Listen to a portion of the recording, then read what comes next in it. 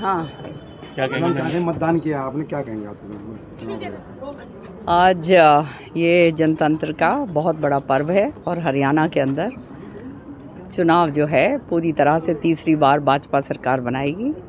मुझे पूरी तरह से इसका विश्वास है, क्योंकि जनहित की जो नीतियाँ जो लागू करी गई हैं पिछले 7-8 महीनों के अंदर, वो अपने आप में एक अनोखी पहल है। चाहे किसानों के लिए हो, चाहे महिलाओं के लिए हो, हमारे बेरोज़गार जो बच्चे हैं जो बिना खर्ची और पर्ची के दबादब लग रहे हैं, जो अंत्योदय के अंतिम छोर तक का जो है मज़दूर है, जो व्यक्ति है, गरीब महिला है, उसके लिए भी जो सारी की सारी योजनाएं जो करी गई हैं, चाहे व्यापारी भाई हो, ये स्पष्ट तरीके से दर्शाता है कि आने वाला समय जो है जनता ने मान लिया है कि भाजपा सरकार तीसरी बार बनेगी। केंद्र में भी बनी है और जो भी केंद्र में सरकार बनती है वो ज़्यादातर क्या, हमेशा से इतिहास तो यही दोहराता है कि हरियाणा में भी बनती है। क्योंकि इसके 2 कारण हैं कि केंद्र की जो नीतियां हैं और जो केंद्र से जो सहायता जो है वो सारी की सारी फिर सरकार को मिलती है। और मुझे पूरी तरह से विश्वास है कि लोग जो हैं एक ऐसी सरकार जो भाजपा सरकार है उसको चुनेंगे, क्योंकि हमने सबने देखा है कि जो कांग्रेस नाम की चीज़ तो कोई रही नहीं, केवल जो है एक जो है व्यक्ति विशेष जो है और उनके पुत्र की बात रह गई है।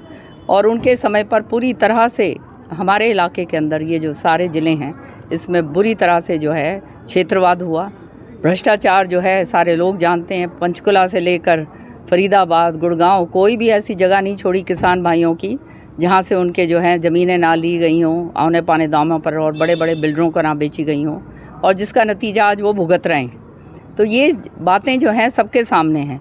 और सबसे बड़ी बात यह है कि मुझे तो हैरानगी हो रही थी कि मैं सोशल मीडिया के ऊपर जब देखा मैंने कि इनके जो प्रत्याशी हैं वो खुलेआम ये बात कह रहे हैं कि हमारी सरकार बना दो और फिर नौकरियां भाई सबसे पहले अपने घर में देंगे, फिर जो है रिश्तेदारों को देंगे, फिर उसके बाद जो है बाकियों की देखी जाएगी जो बचा कुचा है।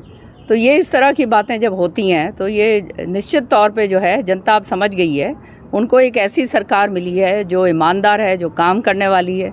और जो है नायब सिंह सैनी जी जो हैं मुख्यमंत्री, वो ऐसे सरल कहते हैं व्यक्तित्व के व्यक्ति हैं कि वो जो है हर एक का जो है मान सम्मान रख के आगे चलते हैं। सामने अनिल चौधरी भी तो शाम से चुनाव चल रहा है, तो किस तरह से फाइट आपको मिलने वाली बात करें? देखो, तो शाम जो है ये चौधरी बंसीलाल जी की पैतृक सीट रही है और उनके बाद चौधरी सुरिंदर सिंह जी थे, और सुरिंदर सिंह जी के आकस्मिक निधन के बाद चौधरी बंसीलाल जी ही मुझे यहाँ पे लेकर आए। दिल्ली की राजनीति में मैं सक्रिय थी, आप जानते हैं, वहाँ पर ऊंचे ओहदे पे भी थी।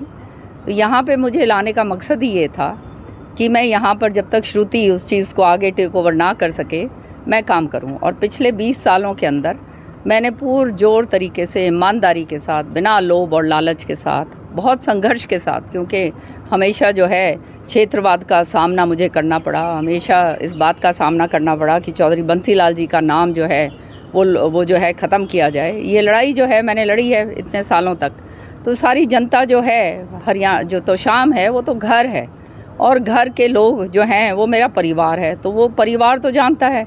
अब ये परिवार ने अच्छी तरह से देखा है और ये परिवार बहुत समझदार परिवार है, जानता है कि ये दिन जो है ये परिवार का संभालने का दिन है।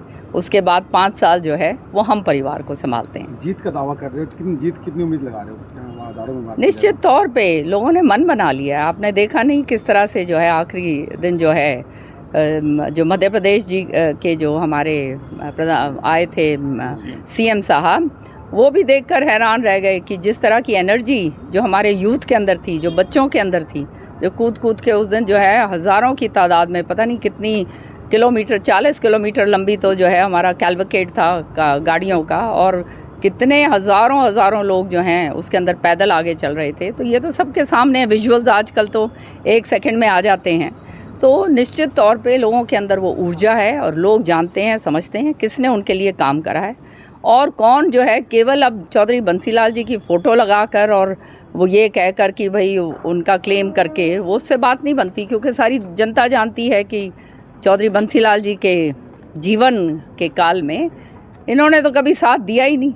तो ये तो केवल जो है वो चुनावी वो कहते हैं ना स्टंट करने के लिए आए हैं। वो जनता अच्छी तरह से जानती है और भाजपा परखती का है। दावा कर रही है, साथ में कांग्रेस भी दावा कर रही है। भूपेंद्र हुड्डा कह रहे हैं कि हमारे हरियाणा में एक आंधी आएगी, 70 के लगभग सीटें आएंगी। तो आप क्या कहते हैं? ये जो है देखो, कांग्रेस की तो नाम निशान रहा नहीं। ये तो एक व्यक्ति विशेष और उनके पुत्र का काम रह गया है। और सारी जनता जानती है कि ये पिता पुत्र जो हैं क्षेत्रवाद के पूरा वो कहते हैं ना जननी है। भ्रष्टाचार इनके समय पर कितना ज़बरदस्त हुआ, किसान भाइयों के साथ कितना ज़्यादती करी गई। मुखौटा ये है खाली किसान का दिखावा करने का। लेकिन आज जो भाजपा सरकार ने जो किसानों के जनहित कार्य जो दिए हैं, ये तो अपने आप में एक इतिहास हैं। और मैं तो यहाँ तक चैलेंज करके कहती हूँ कि ये अगर इनके किसानों के प्रति थोड़ा सा भी मोह है तो ये इनकी जहाँ सरकारें हैं, कांग्रेस की जहाँ सरकारें हैं, वहाँ ये जनहित की जो हैं नीतियाँ जो हमने लागू करी हैं भाजपा सरकार ने, वो लागू करके दिखाएं। लेकिन वहाँ तो करेंगे नहीं। यहाँ कुछ और कहना है, वहाँ कुछ और करना है। चाहे हिमाचल प्रदेश हो, चाहे कर्नाटका हो, चाहे केरला, जहाँ भी हैं, ये तेलंगाना, तो वहाँ पर तो ये सारी चीज़ें करते नहीं। 24 फसलें जो हमने MSP पे दी हैं, करके दिखाएं हमारे को, फिर हम मानेंगे।